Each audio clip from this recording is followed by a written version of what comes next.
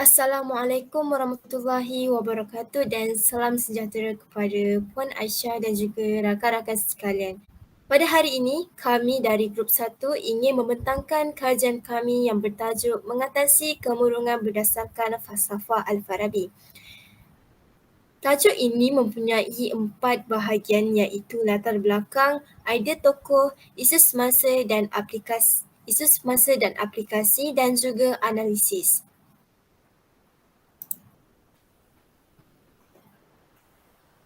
Sebelum kita mulakan, saya ingin memperkenalkan diri saya. Nama saya Nur Izzatun Auni binti Nur Saini, nombor matriks 210273. Saya akan membentangkan bahagian latar belakang Al-Farabi.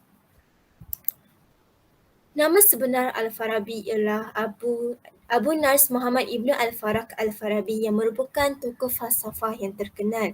Beliau dilahirkan di Wasij iaitu di wilayah Tarsusyanah di negara Turkistan. Beliau dikatakan lahir pada tahun 257 Hijrah bersamaan 870 Masihi iaitu pada zaman pemerintahan kerajaan Samaniyah. Pada zaman itu, bapa beliau merupakan seorang pegawai tentera kerajaan manakala pekerjaan ibunya tidak diketahui dengan jelas. Beliau juga merupakan seorang saintis terkemuka Islam. Al-Farabi dikatakan mendapat pendidikan awal dari guru-guru persendirian, sama ada beliau pergi belajar di rumah guru-guru berkenaan ataupun belajar secara formal di masjid-masjid yang terdapat di Wasij. Seterusnya, Al-Farabi juga dikatakan dapat menguasai beberapa bahasa asing, antaranya bahasa Syria, Arab, Greek dan sebagainya. Al-Farabi juga menguasai pelbagai bidang keagamaan, antaranya ilmu nahu, tafsir, hadis, fiqh dan sebagainya. Selain itu, beliau juga mahir dalam pelbagai cabang-cabang falsafah, ilmu lingkungan, ilmu militer dan ilmu muzik. Walaupun Al-Farabi mahir dalam berbagai bidang, tetapi beliau lebih tertarik ataupun lebih memberikan perhatiannya pada bidang falsafah dan logik. Al-Farabi juga dikenali sebagai guru kedua. Beliau dikenali sebegitu selepas Aristotle sebagai guru pertama. Hal ini demikian kerana beliau sentiasa mengkaji buku-buku yang dihasilkan oleh Aristotle. Sekembalinya beliau ke Damsyik untuk menghabiskan sisa-sisa hidupnya sebagai seorang sendikawan di sebuah istana di Aleppo semasa pemerintahan Syria baru iaitu seorang putera Hamdaniyah yang bergelar sebagai Saif al-Daulah. Saif al-Daulah tertarik dengan kebijaksanaan dan kepandaian beliau serta kehidupannya sebagai seorang ahli sufi. Di dalam bulan Rejab 339 Hijrah bersamaan 950 Masihi, Al-Farabi telah meninggal dunia di Damsyik semasa beliau berumur 80 tahun. Beliau telah dikebumikan di sana iaitu di sebuah perkuburan di bahagian luar pintu selatan dan juga pintu sampingan kota tersebut. Saif al-Daulah sendiri yang mengetuai para pembesar negeri yang menyembahyangkan jenazah Al-Farabi iaitu seorang cendekiawan yang terulung dan termasyhur di kalangan para sarjana dan juga tetamu di istana Saif al-Daulah. Dengan ini, kita dapat mengetahui bahawa betapa hebatnya tokoh falsafah Islam iaitu Al-Farabi. Seterusnya, Kristina akan meneruskan pembentangan ini dengan tajuk idea tokoh. Sekian, terima kasih. Terima kasih Auni. Saya Nur Kristina Aisyah binti Muhammad Sadaqah, nombor 100939. Saya akan menyambung dengan kami dengan idea tokoh di mana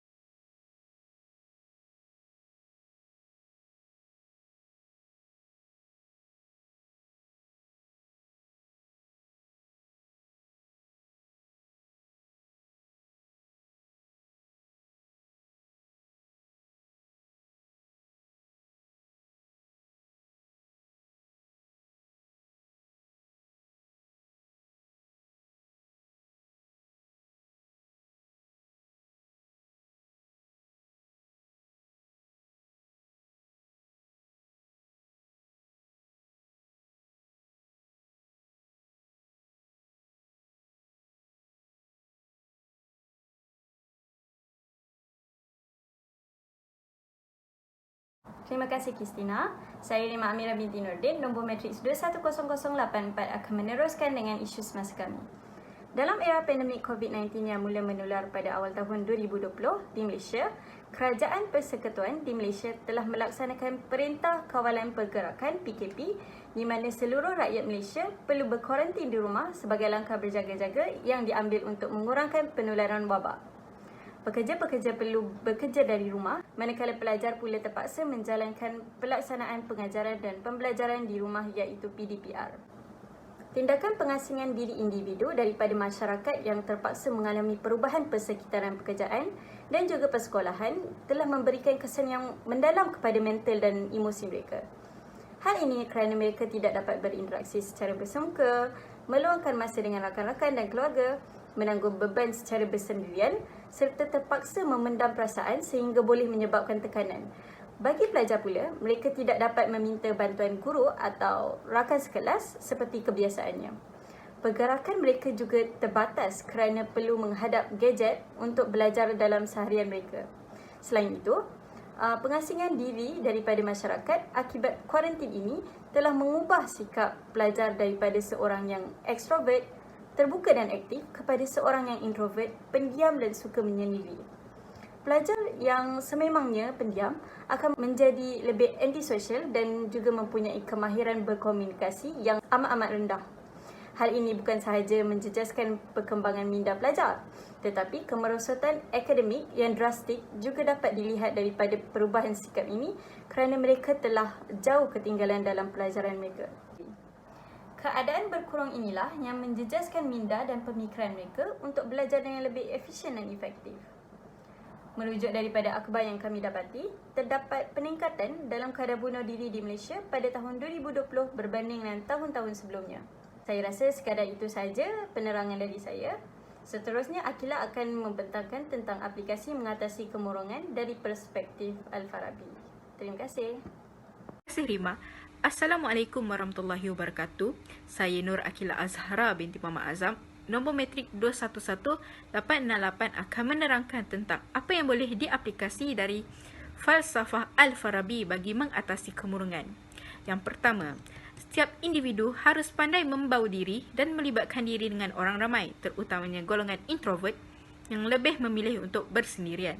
Kita seharusnya keluar dari zon yang selesa, belajar untuk melihat dunia dan mengenali lebih ramai orang yang terdiri dari pelbagai bentuk latar belakang dan personaliti.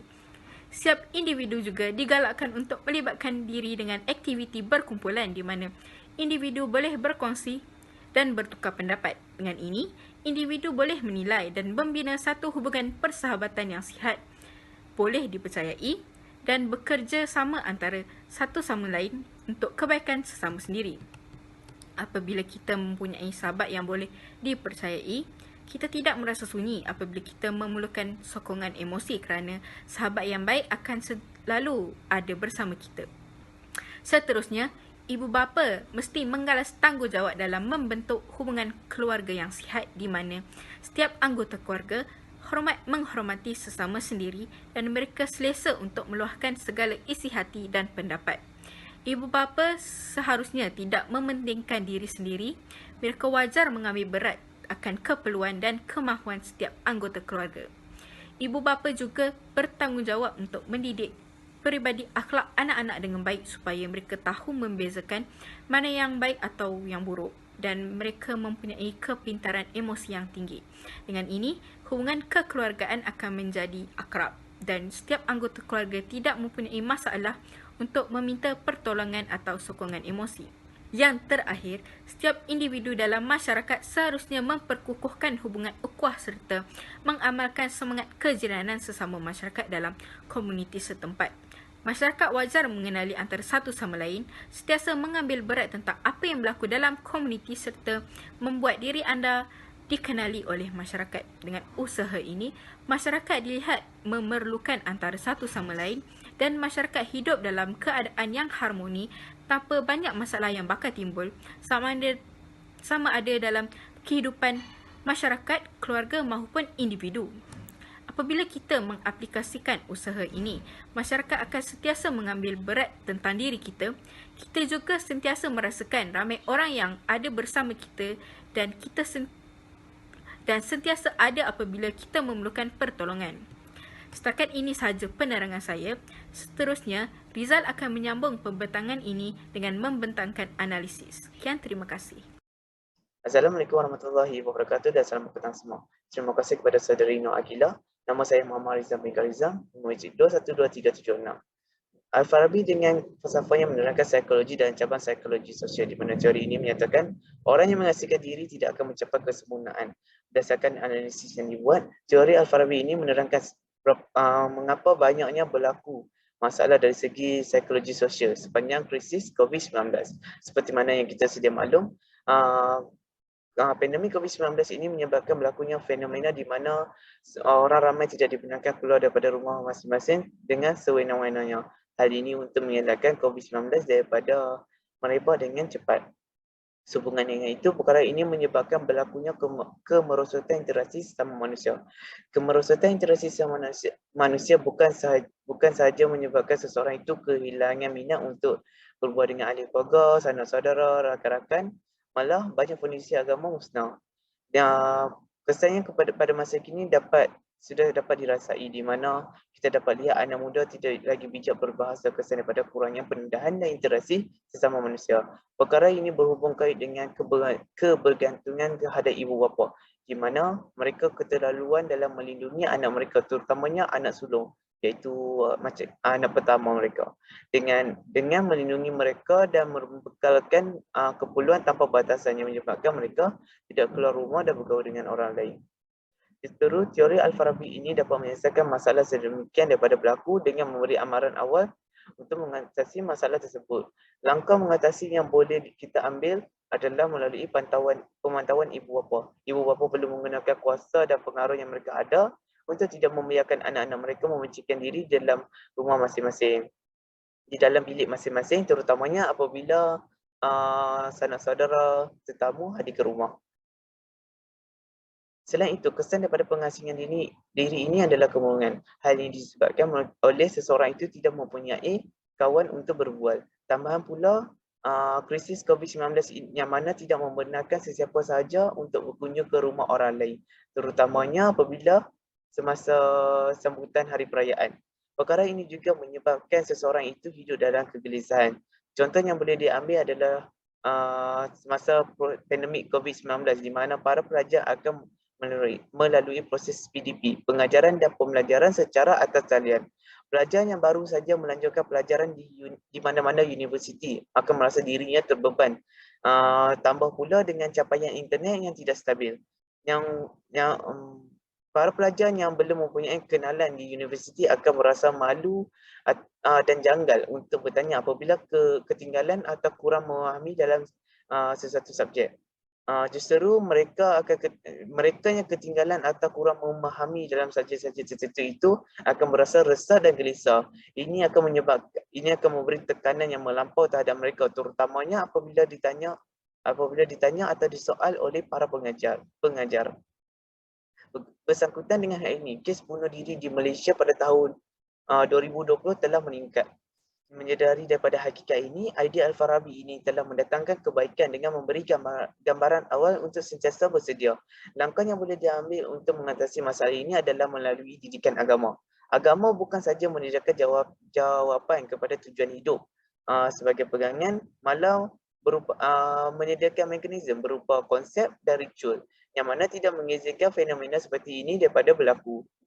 Sebagai contoh, agama Islam menyuruh umat Islam untuk solat berjemaah dan solat Jumaat. Bercampur gaul dengan orang ramai bukanlah sebagai pilihan, namun diangkat menjadi urusan rasmi yang mesti dilunaskan. Begitu juga dengan perbuatan mengasingkan diri dianggap sebagai menyerahkan diri kepada syaitan untuk menyesatkan kehidupan manusia. Dalam hadis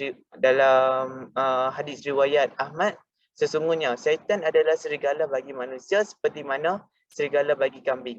Ia akan menyerang kambing yang jauh dan memencikkan diri, maka hindarkanlah dirimu daripada hidup jauh berjauhan dan hendaklah kamu berjemaah bersama orang ramai dan melazimkan diri dengan masjid. Sekian daripada kami. Terima kasih.